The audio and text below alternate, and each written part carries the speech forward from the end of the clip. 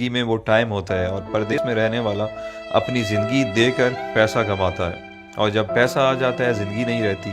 آپ کے ماں باپ نہیں رہتے، آپ کے بچوں کا بچپن نہیں رہتا، آپ کی بیوی بوڑھی ہو جاتی ہے، آپ کے دوست یار آپ سے جدا ہو جاتے ہیں، آپ اپنا علاقہ، خوشی غمی سب چیزوں سے دور ہو جاتے ہیں۔ آپ کی زندگی صرف ایک پیسہ کمانے والی مشین بلکہ اے ٹی ایم مشین بن کے رہ جاتی ہے۔ آپ مہینے کے مہینے اس سے پیسے نکالتے ہیں اور گھر بھیج دیتے ہیں، یہ آپ کی زندگی ہے۔ پردیسی بندہ جب 1-2 سال بعد گھر واپس جاتا ہے تو اسے سب کی شکلیں تبدیل ملتی ہیں، بچے بڑے ہو گئے ہوتے ہیں، جو جوان ہیں وہ بوڑھے ہو گئے ہوتے ہیں، اور اس سے بڑا ظلم کیا ہوگا کہ وہ جب واپس آتا ہے ملک سے، آتے ٹائم گھر والوں کو کہتا ہے اچھا میں چلتا ہوں، 2 سال بعد فلاں مہینے میں آؤں گا۔ اس سے بڑی زیادتی اور کیا ہو سکتی ہے؟ اتنا مجبور ہے کہ 2 سال بعد اس کو آنا ہے، وہ اپنی مرضی سے آ جا بھی نہیں سکتا۔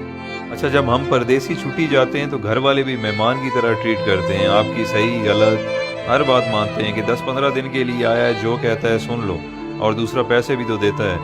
میں نے بہت سارے پردیسی لوگوں سے ڈسکس کی ہے، جب وہ 30-35 سال گزارنے کے بعد ملک واپس لوٹتے ہیں تو ان کے بچے بھی ان کی عزت نہیں کرتے، کیونکہ انہیں آپ کی عادت نہیں ہوتی ہے۔ وہ کچھ دن بعد کہنے لگے کہ ابا باہر ہی ٹھیک تھا، ہر وقت روکتا ہے ٹوکتا ہے، یہ نہ کرو وہ نہ کرو، بیوی بھی اب اتنی عزت نہیں کرے گی کیونکہ آپ بوڑھے ہو چکے ہیں اور پیسے بھی نہیں کماتے۔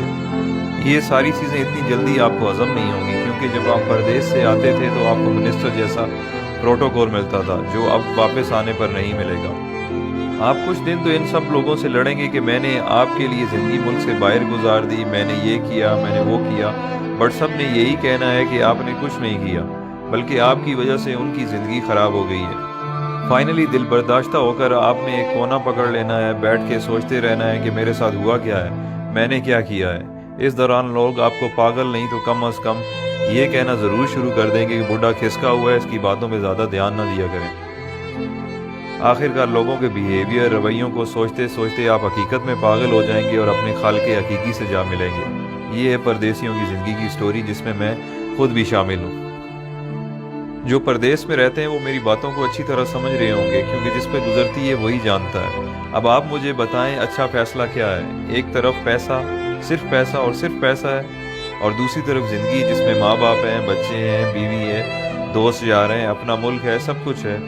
اللہ تعالیٰ نے ہمیں اتنے عظیم لیڈرز دیے تھے جن کی وجہ سے ہمیں اپنا ملک مل گیا، بٹ اس کے بعد بدقسمتی سے ہمیں اتنے بے ضمیر لیڈرز ملے ہیں کہ ہم اس ملک میں رہ نہیں سکتے، ہمیں کام کے لیے، روزگار کے لیے ملک سے باہر آنا پڑتا ہے، جبکہ ہمارا ملک وسائل سے مالا مال ہے، بٹ ہم پاگلوں کی طرح جیے فلاں بس نعرے لگانے کے قابل ہیں، اور یہی ہماری اوقات ہے۔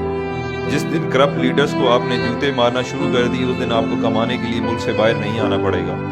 یہ کرپٹ لیڈرز اپنی اولاد کی غیر موجودگی میں علاج تک نہیں کرواتے، اور ایمانداری سے پردیس میں ایک محنت مزدوری کرنے والا غریب انسان اپنے ماں باپ کے جنازے پہ نہیں پہنچ سکتا۔ آپ کبھی تجربے کے طور پر 1 گھنٹہ انٹرنیشنل ایئرپورٹ پر ارائیول اور ڈپارچر میں گزار لیں، آپ لوگوں کو اندازہ ہو جائے گا کہ پردیس میں رہنے والے اور ان کے گھر والے کس تکلیف سے گزر رہے ہیں۔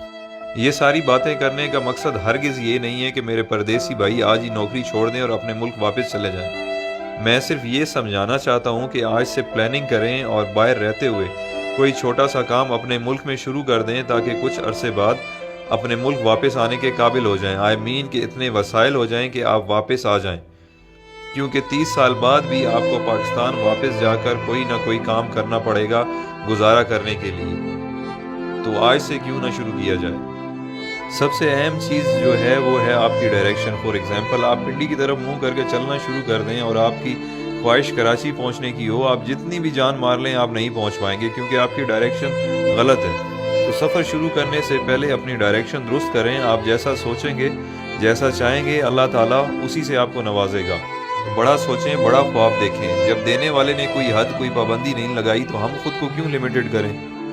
بزنس ہو، ایجوکیشن ہو یا نوکری ہو، سکسیس آپ کو اس فیلڈ میں مل جائے گی، بٹ دیکھنا یہ ہے کہ جس کی جستجو آپ کر رہے ہیں یا جو خواب آپ دیکھ رہے ہیں، اس کی اہمیت، ویلیو کیا ہے۔